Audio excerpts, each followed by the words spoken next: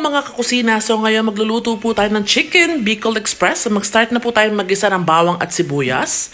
And then ilagay na po natin yung ating chicken breast. So ganyan po yung pagkakahiwa ko. Hindi po masyadong makapal para madali po siyang maluto. After that, hayaan po natin siyang maluto ng mabuti, masutay na mabuti bago natin lagyan ng mga pampalasa. Maglagay po tayo ng chicken cubes, black pepper. Oh, naubusan na ako ng black pepper. A little bit will do. And then, gisa po natin. So, hayaan po natin siya maluto ng mabuti. At meron po yung salmonella, which is not good for our body. Pag luto na po siya, pwede natin lagyan ng gata. So, I'm using the Coco Mama. Yung large size for 400 ml, if I'm not mistaken.